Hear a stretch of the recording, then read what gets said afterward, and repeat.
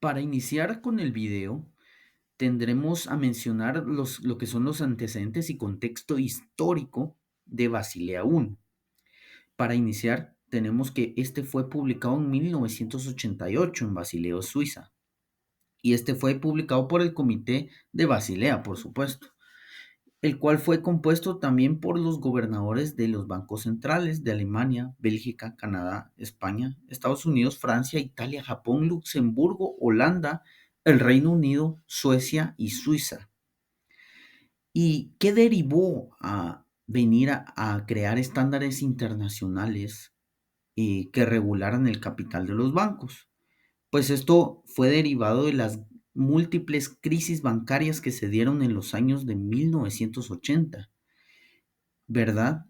Esto vino a impactar a nivel global durante esos años, ya que había muchos problemas de deuda.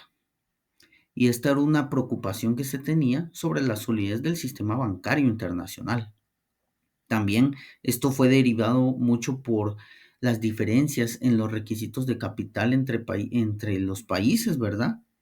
Había una competencia muy desleal entre los bancos, lo que llevaba a riesgos financieros innecesarios, ¿verdad?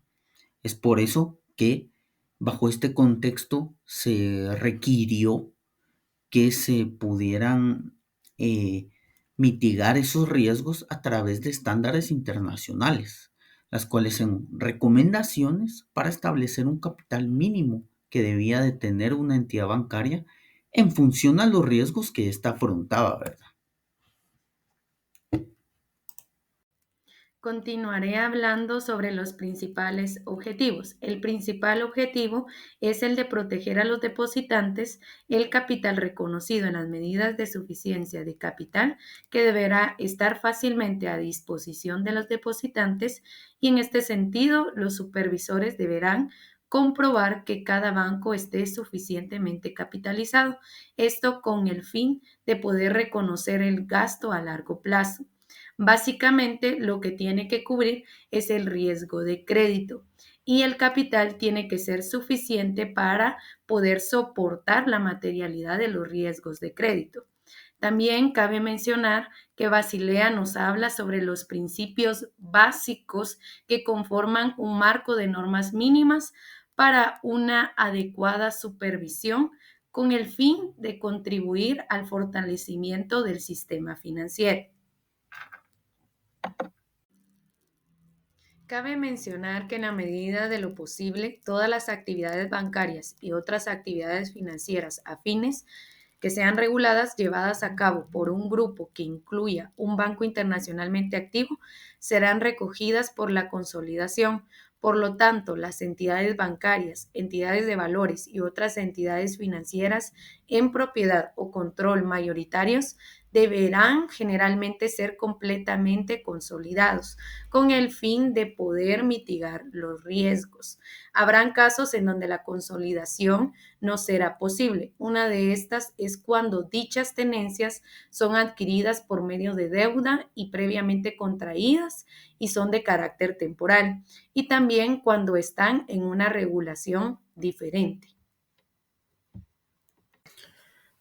En el requerimiento de capital, de acuerdo a Basilea I, que fue establecido en el año 1988, pues se introdujo un marco de requerimiento a los capitales de los bancos y que de acuerdo a ese requerimiento, pues como mínimo tiene que tener de su capital un 8% de sus activos que corren riesgo, llámese su cartera crediticia, sus cuentas por cobrar, sus cuentas por pagar.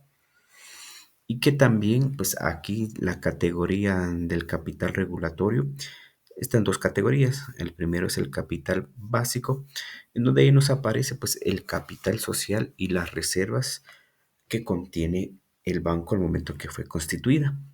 Y también el capital complementario, que aquí pues están ciertos tipos de deuda que son subordinadas o como que internamente del banco y también las reservas que no son divulgadas.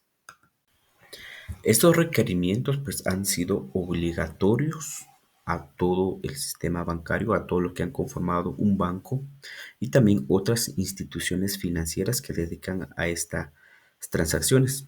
Esto con la finalidad de que tengan una reserva en caso de que lleguen a tener pérdidas de sus ejercicios y que también protege el efectivo y la inversión de los depositantes en el sistema financiero general. En términos simples, pues aquí la normativa de acuerdo de Basilea pues establece que este es muy importante porque puede cubrir las posibles pérdidas que llegan a tener de las operaciones como los préstamos, las inversiones. Esto para que se pueda tener una estabilidad, una solvencia en el sistema financiero bancario. Mi nombre es Elsie Pineda. ¿Qué son los activos ponderados por riesgo? Los activos ponderados por riesgo son aquella medida utilizada para evaluar el riesgo asociado a los activos de un banco. Esta medida es muy fundamental ya que esta nos sirve para poder determinar el capital mínimo que los bancos deben mantener para cubrir posibles pérdidas. Em, Mediante las ponderaciones de riesgo que le podamos dar. Entre ellas se encuentra pues el 0%, el 20%, el 50% y claramente el 100% de riesgo. Cuando a un activo se le da esta ponderación, se hace un cálculo con base al activo que se está dejando para poder darle pues esta ponderación. Si bien sabemos, entonces esta medida nos sirve para poder determinar el cálculo del capital que deben mantener los bancos. Entonces, acá nos menciona lo que es el capital mínimo. Este capital mínimo es requerido y el cual se calcula con un porcentaje de los activos ponderados por riesgo. En Basilea 1, este porcentaje nos indica que es del 8%. Entonces, este cálculo asegura que los bancos mantengan suficiente capital para cubrir pues posibles pérdidas de sus actividades de préstamos y otras operaciones. Las categorías de riesgo, como les mencionaba, pues van desde el 0%, el 10%, el 20%, 50%, 100%. Entonces, con el 0%, pues podrían estar activos sin riesgo, como por ejemplo podría ser el efectivo y bonos del gobierno. Entre los ejemplos que nos podría dar la categoría del 20% de riesgo, podrían entrar lo que son préstamos en los bancos. En la categoría del 50% están los activos con riesgo moderado, como por ejemplo hipotecas. Y el 100% pues serían activos pues con alto riesgo, como por ejemplo préstamos comerciales. El ratio del capital mínimo del 8%. Este acuerdo de Basilea I nos dice que se estableció que los bancos deben de mantener un capital mínimo equivalente al 8% de sus activos ponderados por riesgo. Esto significa que los bancos deben de tener suficiente capital para poder cubrir al menos el 8% de las pérdidas potenciales asociadas con sus actividades de préstamo y otras operaciones. También es importante destacar que el Acuerdo de Basilea I clasificaba a los activos en diferentes categorías según el nivel de riesgo que tuvieran, asignando ponderaciones específicas a cada categoría. Por ejemplo, los préstamos hipotecarios generalmente tenían una ponderación menor que los préstamos bancarios no garantizados, ya que se consideraban menos riesgosos. Estas ponderaciones se utilizaban para calcular los activos ponderados por riesgo que servían como base para poder determinar los requisitos de capital de los bancos. Buen día, compañeros. Continuando con nuestra explicación, abordaremos el tema impacto en los bancos internacionales, es decir, cómo influye actualmente el Acuerdo de Basilea I en los bancos internacionales. En una respuesta breve, pues podemos mencionar que la implementación de Basilea I ha tenido limitaciones importantes en lograr el objetivo de fortalecer los bancos en mercados emergentes. Cuando mencionamos mercados emergentes, nos referimos a 5 países de gran relevancia en la economía mundial, como son Brasil, Rusia, India, China y Sudáfrica. Puesto que en América Latina en particular, el Acuerdo de Basilea no refleja las características específicas del riesgo de los portafolios bancarios en estos mercados. Es decir, que la implementación de Basilea I puede generar ciertas fragilidades en los sistemas bancarios de países emergentes. Por ejemplo, el tratamiento del crédito bancario del gobierno. Su implementación en América Latina ha tergiversado la intención del Acuerdo de Basilea en cuanto al tratamiento preferencial del crédito bancario del gobierno. Esto incentiva pues prácticamente a los bancos a mantener bonos gubernamentales en sus activos a expensas de préstamos al sector privado. También esto se debe a de países latinoamericanos, incluyendo a Guatemala, el cálculo de requerimientos de capital otorga una ponderación de riesgo cero a los valores gubernamentales. Afortunadamente, en Guatemala, pues no es un problema serio por el momento. Ya sabemos que estamos en constante cambio y puede llegar a impactar en nuestro país. Continuando con los impactos en los bancos internacionales, es importante mencionar el tratamiento regulatorio de los bonos gubernamentales que contribuyen a profundizar las recesiones en periodo de crisis. Por ejemplo, tenemos el caso de la crisis de Argentina y Turquía, cuando los bancos continuaron aumentando sus tenencias de deuda gubernamental, incluso cuando el mercado señalaba un riesgo creciente para estos activos. Esto contribuye a debilitar la calidad de los activos de los bancos. Continuando con otro ejemplo de impacto, tenemos las reglas con respecto a los préstamos interbancarios. El tratamiento de Basilea con respecto a los préstamos a los países que no pertenecían a la OCDE proporciona un incentivo para reducir el plazo de los préstamos a los mercados emergentes. Guatemala se encuentra entre los países menores en plazos en los préstamos que recibe de los bancos internacionales.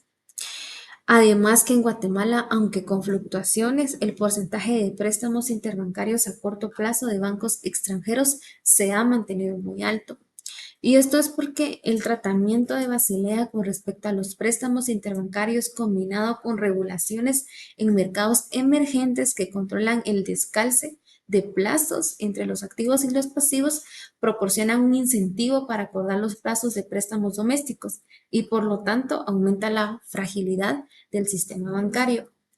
Para poder encontrar una eficacia en el acuerdo de capital de Basilea para América Latina, pues depende mucho del grado de desarrollo financiero de los países y sabemos que esto varía significativamente.